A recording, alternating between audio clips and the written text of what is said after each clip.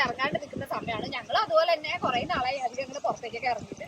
അപ്പൊ ഞങ്ങള് മടിച്ചിട്ടാണ് വന്നത്. പക്ഷെ നല്ല സ്ഥലമാണ്. ഇതിപ്പോ ഹത്തയിലെ സുഹൈല ഡാം സെർച്ച് ചെയ്താ വന്നത്. ഡാമിനെത്തുന്നതിന് കുറച്ച് മുന്നേ ആയിട്ട് റൈറ്റ് തിരിഞ്ഞു കഴിഞ്ഞാൽ സുഹൈല ലേക്ക് വരുന്നുണ്ട്. അവിടെ ക്യാമ്പിംഗ് ഒക്കെ അലൗഡ് ആണ്. എന്തായാലും ഇപ്പോൾ ക്യാമ്പിങ്ങിന് പറ്റിയ ഒരു സീസൺ അല്ലാത്തത് കാരണം ഞാൻ ആ ഒരു ഏരിയ ഒന്നും ഈ ഒരു വീഡിയോയിൽ ഉൾപ്പെടുത്തുന്നില്ല. അത് ഞാൻ പിന്നീട് വേറൊരു വീഡിയോ ആയിട്ട് ഇടുന്നുണ്ട്. ഇപ്പം നമ്മൾ പോകുന്നത് സുഹൈല ഡാമിലേക്കാണ്. ഇപ്പോഴത്തെ ആ ഒരു ക്ലൈമറ്റിന് നമുക്ക് പറ്റിയ ഒരു സ്ഥലമാണ്. അതായത് നമ്മളൊരു ഈവനിങ് ഒക്കെ പോവുകയാണെങ്കിൽ അധികം ചൂടൊന്നും അറിയുന്നുമില്ല. പിന്നെ ആ ഒരു വാട്ടർഫോൾ ഏരിയ ഉണ്ട്. അവിടെ അത്യാവശ്യം ആൾക്കാരൊക്കെ നന്നായിട്ട് കുളിക്കുകയൊക്കെ ചെയ്യുന്നുണ്ടായിരുന്നു. അപ്പോൾ അത്യാവശ്യം നന്നായിട്ട് എൻജോയ് ചെയ്ത്, കുട്ടികളൊക്കെ ഉണ്ടെങ്കിൽ എൻജോയ് ചെയ്ത് വരാൻ പറ്റിയ ഒരു സ്ഥലം തന്നെയാണ്.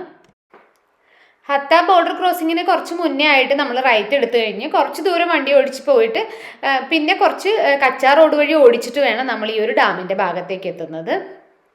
ചെറിയ വണ്ടിയിൽ നമുക്ക് ആ ഡാമിൻ്റെ താഴെ വരേക്കും പോകാൻ പറ്റുന്നതാണ്.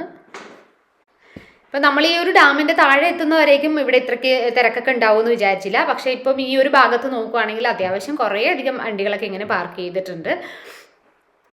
നമ്മൾ അധികം ഉള്ളിലേക്ക് പോകാണ്ട് ഈ ഒരു ഭാഗത്ത് തന്നെ പാർക്ക് ചെയ്തിട്ട് നടന്നു പോവുകയാണ് ചെയ്തത്. ഇപ്പം നമ്മൾ നടന്നു പോകുന്ന ഭാഗത്തൊക്കെ ഇങ്ങനെ കുറേ അധികം ഇങ്ങനെ വെള്ളം ഒലിച്ച് പോകുന്നതൊക്കെ നമുക്ക് കാണാൻ പറ്റുന്നുണ്ട്. പിന്നെ ഈ ഡാമിന് മുകളിലേക്ക് കയറുന്നതിന് വേണ്ടിയിട്ട് ഈ സൈഡിലൂടെ ഇങ്ങനെ ചെറിയൊരു വഴി പോകുന്നുണ്ട്. അപ്പോൾ ആ വഴി നടന്നിട്ടാണ് ഞങ്ങൾ മുകളിലേക്ക് കയറിയത്. അപ്പോൾ മുകളിലേക്ക് കയറിയിട്ട് നമുക്ക് അവിടെ ഇങ്ങനെ സ്റ്റെപ്പുകളുണ്ട്. സ്റ്റെപ്പ് വഴി വേണമെങ്കിലും താഴേക്ക് ഇറങ്ങാം. പിന്നെ ഒരു കാര്യം, അവിടെ ബോർഡ് വെച്ചിട്ടുണ്ടായിരുന്നു സ്വിമ്മിങ് പാടില്ല, ഫിഷിങ് പാടില്ല എന്നൊക്കെ. പക്ഷേ ആൾക്കാരൊക്കെ സ്വിമ്മ് ചെയ്യുകയൊക്കെ ചെയ്യുന്നുണ്ടായിരുന്നു. ഇവിടെ ഇപ്പം നമ്മൾ ഡാമിൻ്റെ മേൾഭാഗത്തെത്തി. ഇപ്പം കാണുമ്പോഴേ അറിയാം അത്യാവശ്യം നല്ല ആഴം ഉണ്ടെന്ന്. എന്നിട്ടും അവിടെ ഇങ്ങനെ ആൾക്കാരൊക്കെ ഇറങ്ങിയിട്ട് സ്വിം ചെയ്യുന്നുണ്ടായിരുന്നു. പിന്നെ ഈ രണ്ട് സൈഡിലും ഫെൻസിങ് ഒന്നും ഇല്ല. അപ്പോൾ കുട്ടികളൊക്കെ ഉണ്ടെങ്കിൽ ഒന്ന് സൂക്ഷിച്ച് തന്നെ നടക്കേണ്ടി വരും. പിന്നെ ഇതിന്ന് തിരിച്ച് താഴേക്ക് ഞങ്ങൾ ഈ ഒരു പടി വഴിയാണ് ഇറങ്ങി വന്നത്. അവിടെ ഇങ്ങനെ ഒരു ചെറിയ ഫെൻസിങ് ഉണ്ട്. എന്തായാലും നമുക്ക് അതുവഴി താഴേക്ക് ഇറങ്ങി വരാൻ പറ്റും. പിന്നെ കുറേ ആൾക്കാർ ഈ ഒരു വെള്ളച്ചാട്ടം പോലെയുള്ള ഈ ഭാഗത്ത് കുളിക്കുന്നുണ്ടായിരുന്നു. അവിടെ അത്യാവശ്യം നല്ല രസമുണ്ടായിരുന്നു. കുട്ടികൾക്കൊക്കെ നല്ല എൻജോയ് ചെയ്യാൻ പറ്റിയൊരു സ്ഥലമാണ്. പിന്നെ അത്യാവശ്യം വഴുക്കലും ഉണ്ടായിരുന്നു. അപ്പോൾ സൂക്ഷിച്ചൊക്കെ തന്നെ പോവേണ്ടി വരും.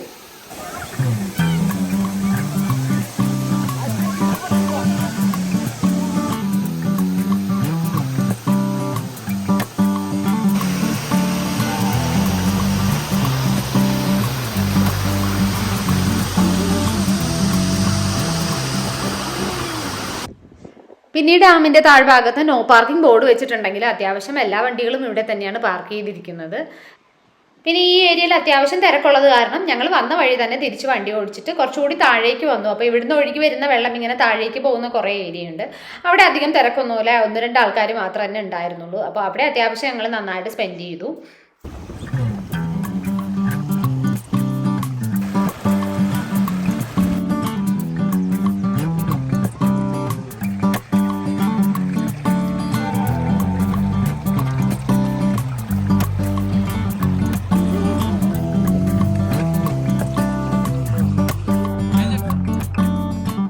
ഞങ്ങളിവിടെ ലാസ്റ്റ് സൺഡേ ആണ് പോയത്. അപ്പോൾ വെള്ളമുള്ള സമയം തന്നെയാണ്. ഇനിയിപ്പോൾ സ്കൂൾ വെക്കേഷനൊക്കെ വരുന്നുണ്ട്. അപ്പോൾ കുട്ടികളെയൊക്കെ കൊണ്ട് വരാൻ പറ്റിയ ഒരു സ്ഥലം തന്നെയാണ്.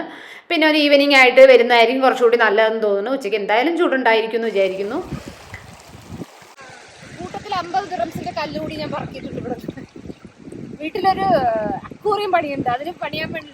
അപ്പോൾ പുതിയ വിശേഷങ്ങളൊക്കെ ആയിട്ട് നമുക്ക് അടുത്ത വീഡിയോയിൽ കാണാം. അതുവരേക്കും എല്ലാവർക്കും ബൈ ബൈ.